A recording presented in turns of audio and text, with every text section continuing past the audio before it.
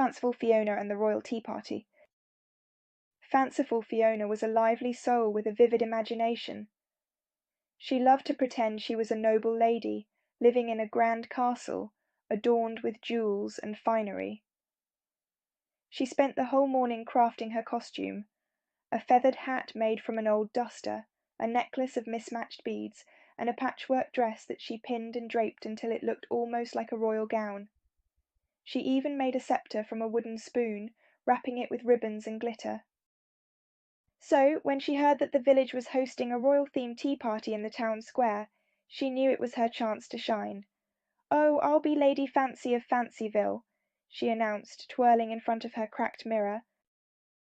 The afternoon sun shone brightly as Fanciful Fiona marched into the square, her hat tilted at a jaunty angle. She held her wooden spoon high, waving grandly as she greeted her imaginary subjects. The villagers watched with amusement as she glided to the tea table, choosing the shiniest teacup she could find. Well, it was actually an old soup can she'd decorated with gold paint and glitter. She lifted it with a flourish, her pinky in the air, savouring the attention. "Oh, it's simply marvellous to be here," she said in an exaggerated, posh accent. "The castle is dreadfully dull without such lovely company." She raised her teacup, pretending to sip delicately, but just as she tipped it back the teacup slipped from her fingers. Tea splashed all over her patchwork dress, leaving her standing there, glittering and soaked. Her cheeks flushed bright pink as she glanced around, certain that everyone would laugh at her. But instead a little girl giggled, and soon the entire square was filled with laughter.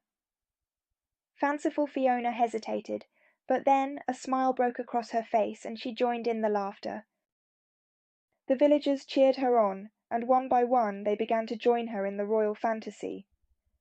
A gentleman fashioned a crown from his napkin, a group of children turned sticks into sceptres, and a woman draped herself in a curtain, proclaiming herself the Queen of Quilts.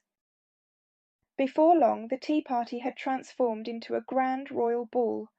Fanciful Fiona twirled in her soggy dress, laughing as she led her new subjects in a lively parade around the square. The children pranced about as knights and ladies, while the adults became jesters and courtiers, each one caught up in the fun and whimsy of the moment.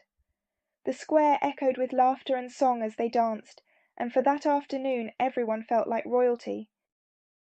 As the sun dipped below the horizon, Fanciful Fiona gave a deep curtsy, her hat tilted at a silly angle, and said, "Thank you, my royal subjects, for the most splendid afternoon. I shall return to my castle, but I shall remember this day for ever." The villagers clapped and cheered, waving as she made her grand exit. As she walked back to her little cottage, Fanciful Fiona felt a warmth in her heart that no jewels or crowns could bring. She realized that perhaps it wasn't the riches or the grand life she truly wanted, but the joy of sharing her dreams with others. That day she had created something magical, something that couldn't be bought or sold. When she reached her cottage, she gazed up at the stars, each one twinkling like the jewels she'd always imagined wearing. She smiled, knowing that the true treasures in life weren't gold or gems, but the laughter and friendship she had found that day. With a heart full of happiness, she closed her door, already dreaming of her next adventure in the land of make-believe.